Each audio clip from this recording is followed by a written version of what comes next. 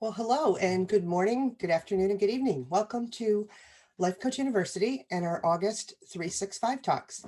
I'm Norma Frahn, and I'm one of the coaches here at LCU.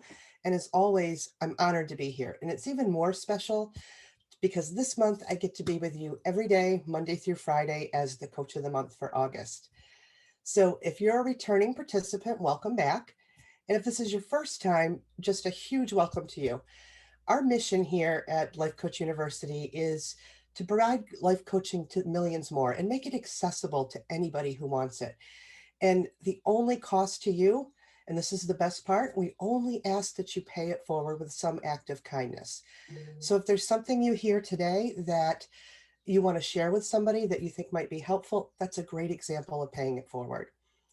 So in just a moment, I'll introduce myself and share a little bit about my weight loss journey, and then I'll jump into talking about my weight loss your way philosophy.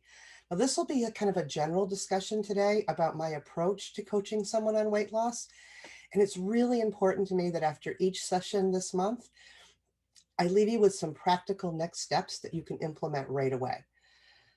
So I would encourage you to put your questions in the Q&A box as they come up for you. And if you're not familiar with kind of how Zoom works, just hover your mouse along the bottom of the screen and a Q&A button will appear. And then I'll try to keep an eye on it throughout the session, but it's more likely that I'll answer a majority of the questions at the end of my talk. So I'll cover about 20 to 30 minutes of material, and then we'll dive right into those questions and answers. All right, so let me introduce myself, because I think my journey really has informed my approach to weight loss your way. So as I said, my name is Norma Frahn, and I am a life coach for weight loss. And I spent most of my adult life as an overweight woman, bouncing from one diet to the next, trying to lose weight. And with every single attempt, I was convinced that this was the diet that was going to work. But as you can imagine, none of them did. Now, I lost a lot of weight over the years. I was a champ at following somebody else's diet, but as soon as I went off it, I'd gain it all back, plus more. And then, kind of on the cusp of my 49th birthday, after what I kind of call my crying on the bathroom floor moment, I hired a weight coach. I had no idea what weight coaching was all about or what I was getting into, but kind of something deep inside me told me that I had to give this a shot. And I decided then that I would just surrender completely to the process. And this, by the way, was one of the very best decisions I made in my life. So, over a year or so, on my 50th birthday, I was closing in on a hundred pounds lost, and I had reversed my type 2 diabetes. And then 6 months after that, I'd crossed over the 100-pound lost milestone. And it was at this point that I knew I had to help other women experience this transformational power of coaching. And it was like having this secret that I just was busting to tell everybody, especially about weight loss, because my approach is just not talked about in the mainstream of the diet industry. So I got myself certified. I hung my coaching shingle up, and now I have the honor of working with women every day who are changing their lives in ways they never imagined possible. Just me, myself, I'm now hosting a podcast called Weight Loss Your Way, and I run a membership community where I bring women together to support each other on their health and weight journey. And if you had asked me 3 years ago if any of this would be possible for me, absolutely would have told you it was crazy. So, whenever I tell this story, the first question I always get naturally is, how did you do it? How did you lose 100 pounds? And my very first response is, first and foremost, I stopped dieting in the conventional sense, that kind of restrictive dieting that we're all familiar with. And I started working on my life, and particularly how I thought about myself and my life circumstances. And let me just say for now that I learned how to navigate my life using food as a coping mechanism for my life. That's what I did for years. Food was my go-to when things just were falling apart or when I was stressed. And when I did that, that's kind of how the weight continued to come on, because I was literally eating to deal with my life. But when I stopped the dieting and learned how to cope with my life in other ways, weight loss started to happen. So let's start a little bit about why conventional diets just don't work. First, each one of us is unique, physically, biologically, and emotionally. And we all have different likes and dislikes, wants and desires. And I've heard this best described by the Institute of Integrative Nutrition. They call this bioindividuality. And it's the best way I've learned to describe it. It just makes the most sense to me. As bio-individual humans, it makes sense that there is no one size fits all diet. And when we try to follow one of those, it just feels out of sync with our bio-individuality. It feels hard, maybe even misaligned. I kind of like this comparison. It's like wearing someone else's shoes or a pair of shoes that are just a size too small. They don't feel right. And they probably hurt so much by the end of the day, you just can't rip them off fast enough. And that's exactly how dieting felt to me. You can only tolerate it for just a while before you eventually quit because it just doesn't feel right. Or it hurts, it's hard. So, figuring out your uniqueness and building your weight loss around that is the first step in creating weight loss your way. Now, the second reasons why diets don't work is that most only focus on the food on your plate. They usually require you to restrict or eliminate entire food groups. And when you're restricting, you're typically operating on sheer willpower. And you might be able to do that for a few days or maybe a week, but eventually something is going to happen in your life. There's going to be a bad day, you're going to get a flat tire. Your kids just might be losing their little minds, and your nervous system just says, that's enough. And before you know it, you're face down in the bag of cookies. And that's what happens when we try to overlay these diets that just don't align with our lives. Our nervous systems can't handle it. But I do want to point out that this is not your fault. And there is absolutely nothing wrong with you if you've repeated that process I just described a billion times. I sure did. That was just how it worked for me. And every time I quit, it was just another tick in the failure box for me. But I didn't know then that this wasn't my fault. There was just a terrible misalignment with what I was trying to do and how I was going about doing it. I was working on solving for the wrong thing. So what's important to think about here is that restricting the food doesn't solve the real problem. When you restrict your food, all of your life problems are still there, except now you've added on a dose of hangry, topped with a heap of miserable diet rules, all for the sake of weight loss. But imagine how different it could be if you worked out the things in your life that are causing the stress and you were able to feed yourself in a way that felt good for your body without the restriction and the deprivation. If you can't picture it, I totally get it. That's exactly where I was until I kind of surrendered to this process. And I cannot tell you how amazing it is when you finally accept that this is possible and try it, because that's where all the magic happens. It's here where we start to actually lose weight because we're no longer using food as a coping mechanism for our lives.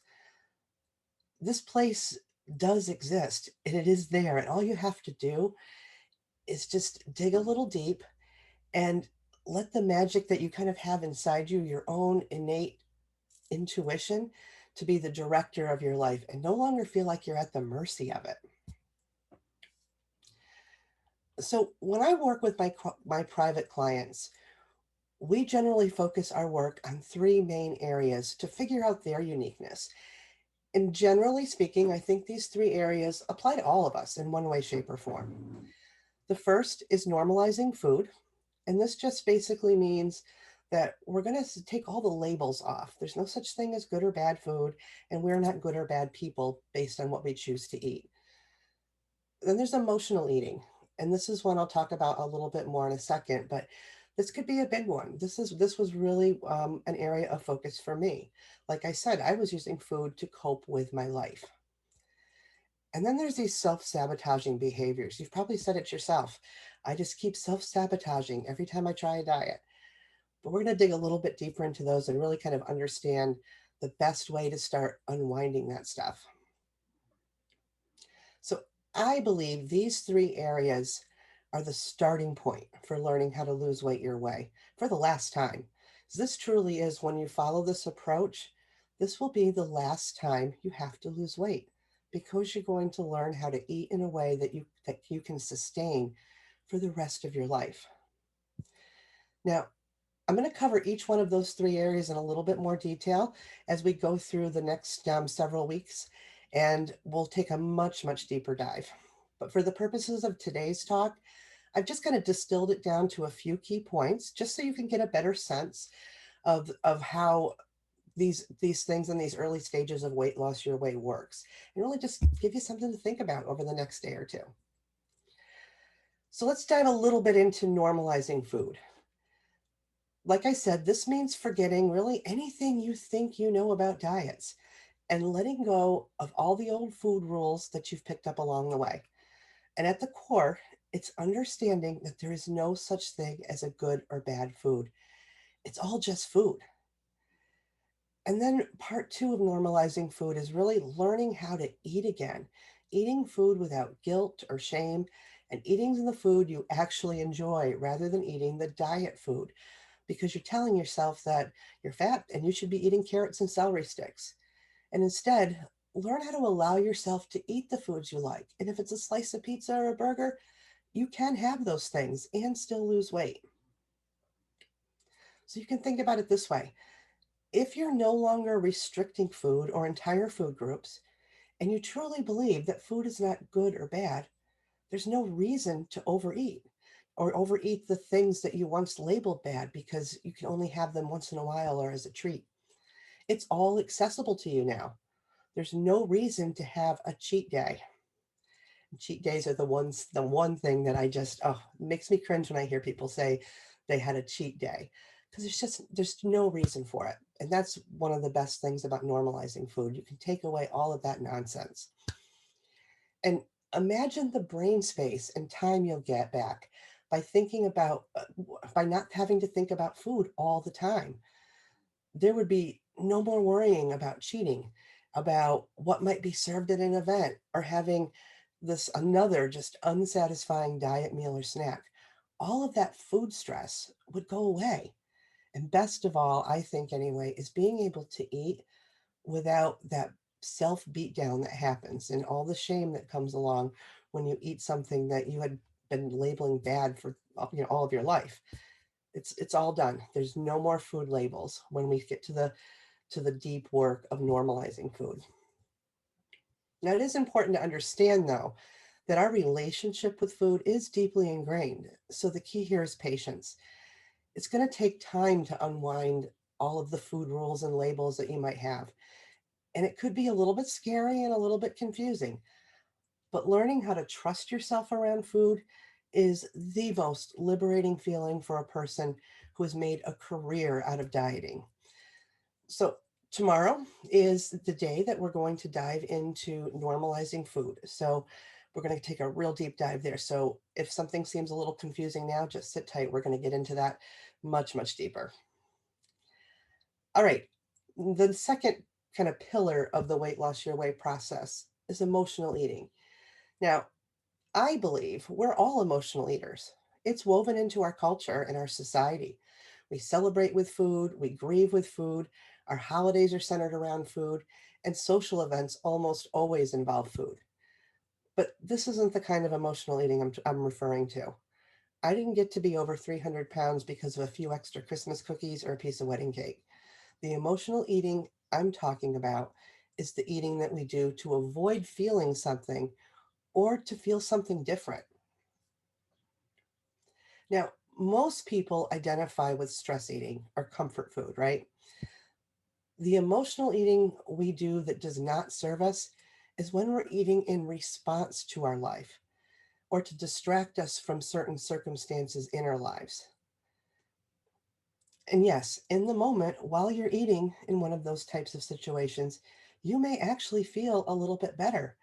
But almost immediately after you eat, what happens? Not only does the problem that you were eating in response to come back, But now you've likely added a whole lot of guilt and shame on top of that, making everything just feel incredibly worse. It's a vicious cycle, and I'm just all too familiar with it. But to sit here and say today that that just doesn't happen anymore, that's been life changing to be able to not get caught up in that terrible circle ever again.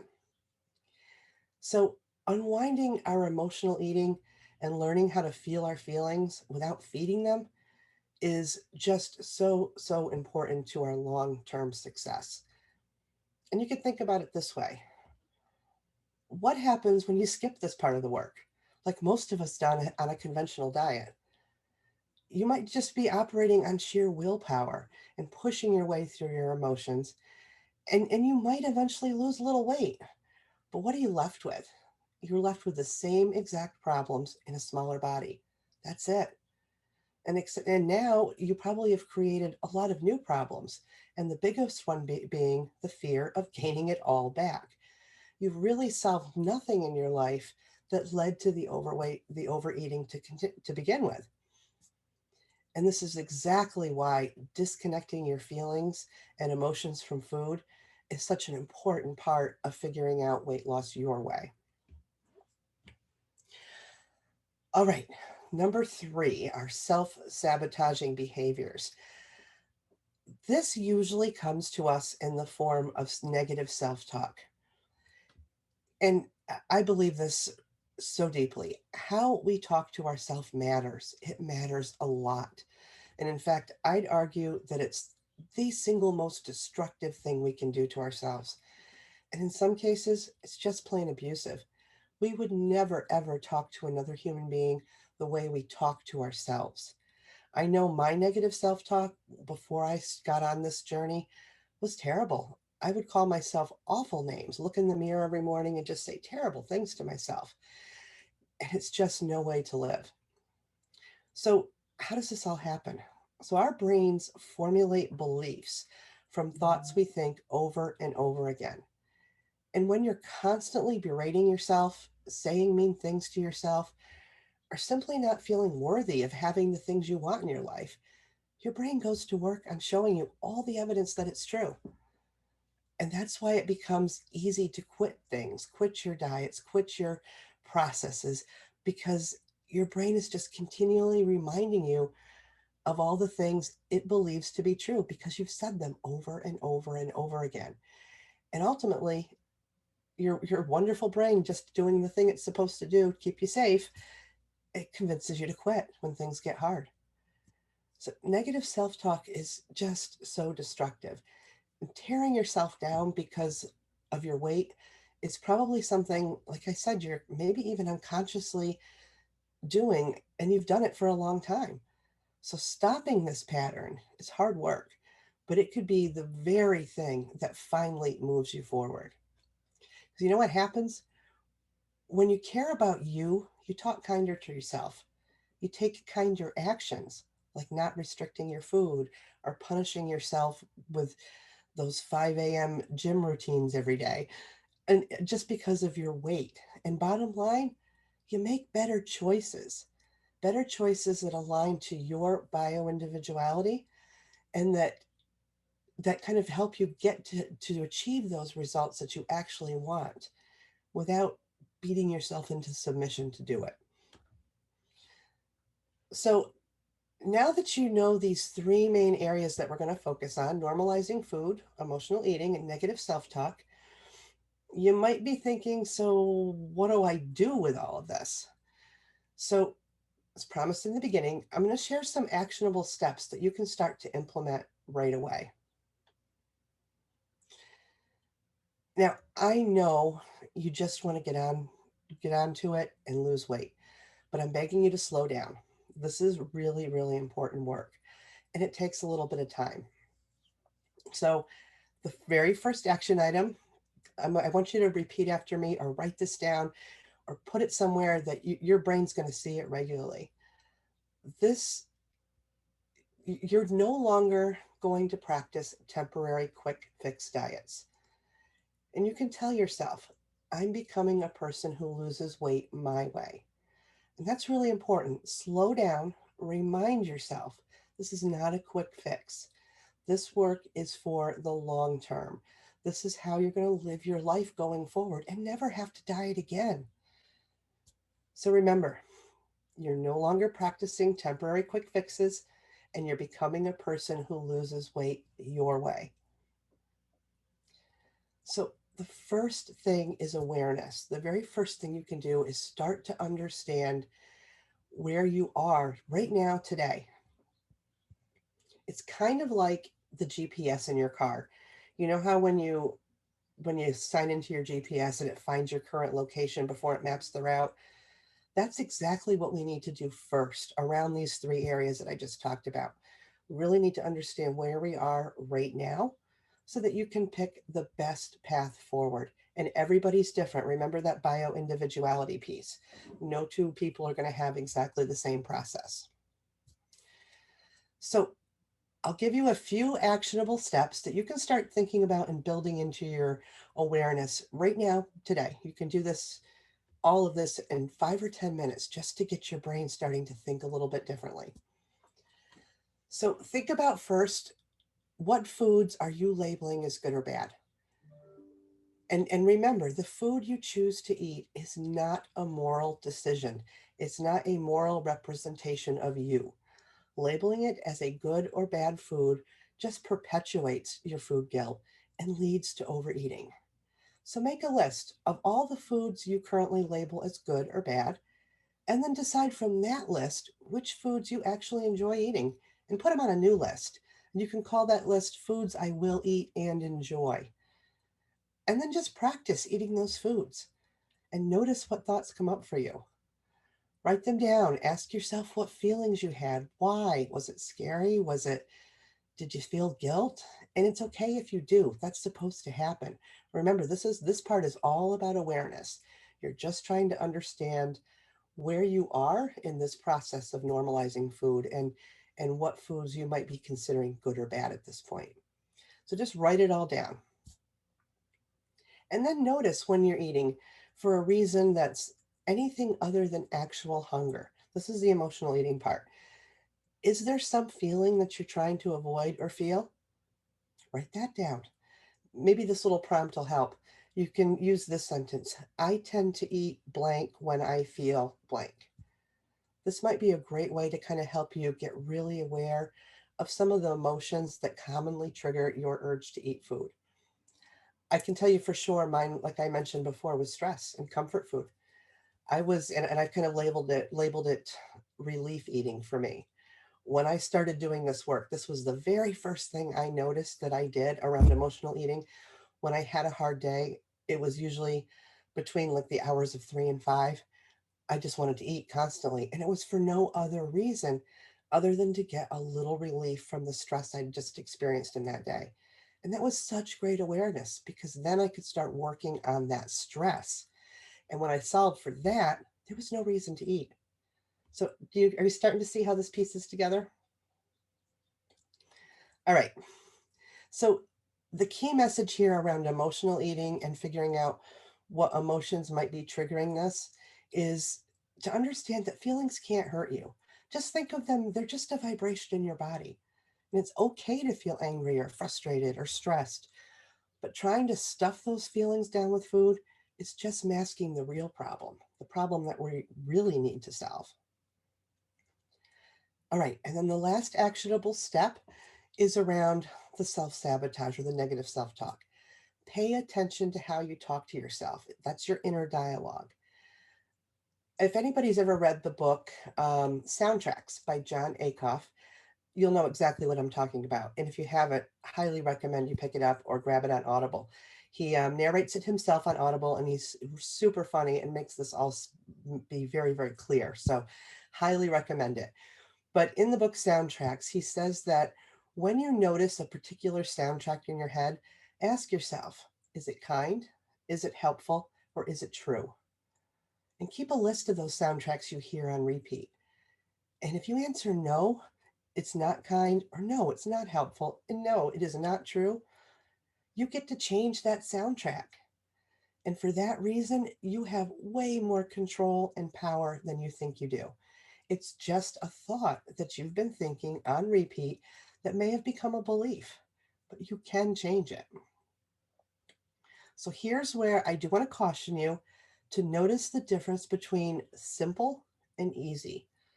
Changing a soundtrack or a thought is simple. You just pick a new thought, right? But it's not easy. So don't gaslight yourself with more negative self-talk. Like, geez, why is this so hard? When all I have to do is change a thought. What the heck's wrong with me? That is not helpful and it's not kind and it's not true. There's nothing wrong with you. Those old thoughts are on repeat for a reason. You've thought them for a very long time, probably, and you've thought them over and over. They don't change overnight. As much as we want them to, they just don't. So you have to keep working at it. And it's going to require that you choose your words carefully and deliberately. You probably don't believe your new thought yet, and it's going to seem a little pointless and maybe a little silly at first, but I promise you, stick with it. And remember, this is the long game, and this work is key to losing your weight for the last time. So, doing these few steps for a couple of weeks will really help you hone in your awareness on the areas of your life that you can start focusing on right now. Remember, the goal is to figure out the right problem to solve. You might notice patterns starting to emerge, and that's fantastic news. Now you can get to work on figuring those things out. So, the last thing I'm going to leave you with today is to watch out for the when then thinking, especially as you're doing this work. You might be thinking some things or saying things to yourself like, when I lose weight, then ow. If that's you, you're truly putting your life on hold. And this approach never works. And it's the reason why most people gain the weight back that they lose on traditional diets. Remember, they're still the same exact person they were when they started. They still have the same life problems. They're just in a smaller body. So keep that in mind. If you have a lot of those when then thoughts, start living your life now. Don't wait for the weight to come off because it's not the weight that changes your life. It's your thinking. It's how you're thinking about your life. And we're going to go deep dive into all of that in the coming days.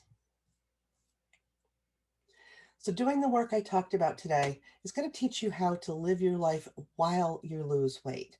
Your life should be woven into the process of weight loss so that you're practicing it all the way down the scale. And then when you get to the end, you're not just the same person in a smaller body, you are a brand new person with a smaller body. That's the magic of weight loss your way. And that's my goal for you for the course of this month to really teach those concepts deeply so that they're understood and you can go out in the world and apply them every day.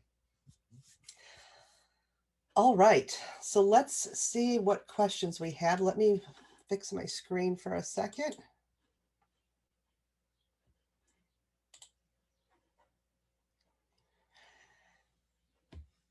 Okay, so the first, I think it's more of a comment, but I'm going to speak to it.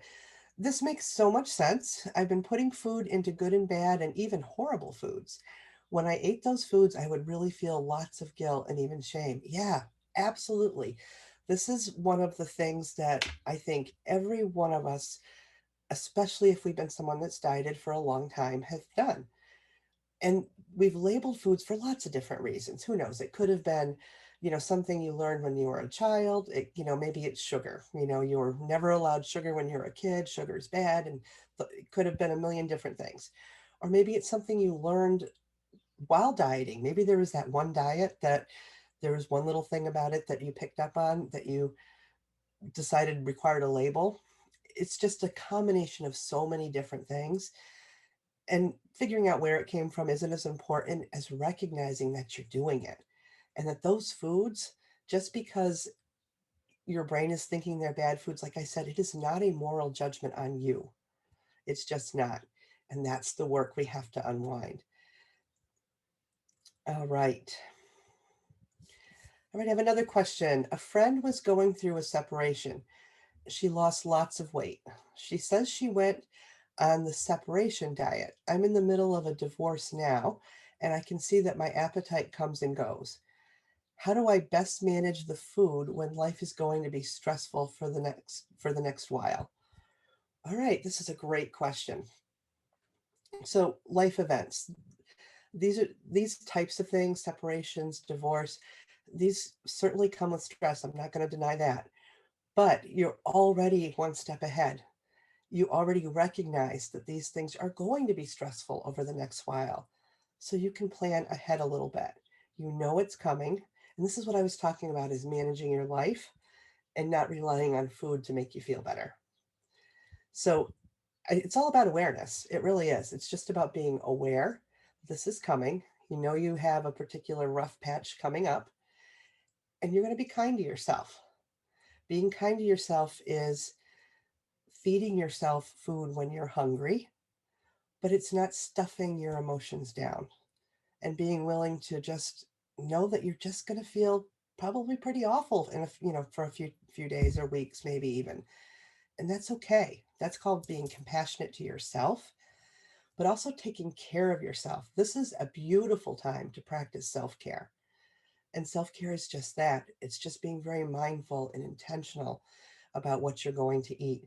Have some foods that you really enjoy, or some meals, maybe prepped a little bit in advance on days when you know things are going to be very stressful, so that you don't have to leave it to chance. You have things ready to go, foods you like, foods you enjoy, and that nourish your body.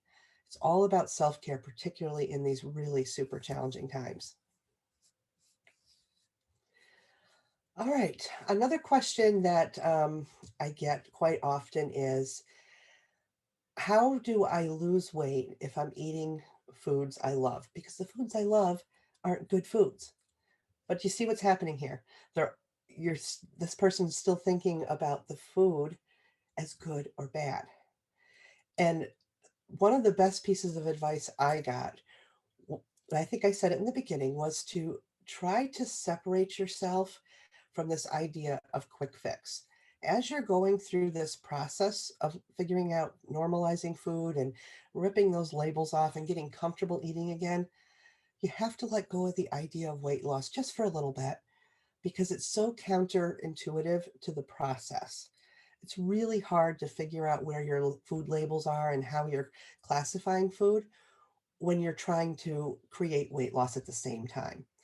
So that's my best advice, is try to let go of this idea that I must lose weight, and be okay that through this process you might actually gain a little bit, and that's okay. It's totally okay. It's small steps that are going to have big dividends on the other side. All right. Another question I get quite often. I hear this a lot. How long is this going to take? And you know what? I don't have an answer for that. It goes back to the bio individuality. Everybody is different. Everybody's process is going to be different. So keep that in mind. We've got to let go of this idea of time. And what happens when you do that, when you let go of this extra, it's actually stress you're putting on yourself to lose X amount of weight by this time. When you can let that go and just let the process take hold and know that it will take as long as it takes, you would not believe the amount of stress and pressure you take off your shoulders. When you're not tracking towards a specific date or a specific amount of pounds lost, you open up space in your brain to really be deep in your process, to figure this out long term, because you're figuring out how you're going to live your life.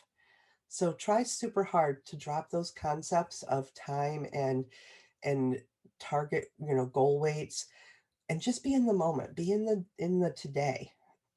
All right, we're going to talk way more about that in future sessions. So, but that's one that comes up quite often for me. All right, I don't see any new questions coming. So I will go ahead and wrap this up and just say, if any of this resonated with you and you want to talk through it a little bit further, I would be more than happy to put some time on the calendar for that. All you need to do is go to normafrahncoaching.com, and you can book a Done with Diet call with me, the big orange button in the upper right corner. Can't miss it. All right, so don't forget, the commitment that as a participant you have with Life Coach University is to go out there and pay it forward. Share something you learned today, buy somebody a coffee, hold the door. It doesn't matter what it is, but pay it forward with some act of kindness. And I will see you for day 2. And we're going to talk all about normalizing food. Have a great one, everybody.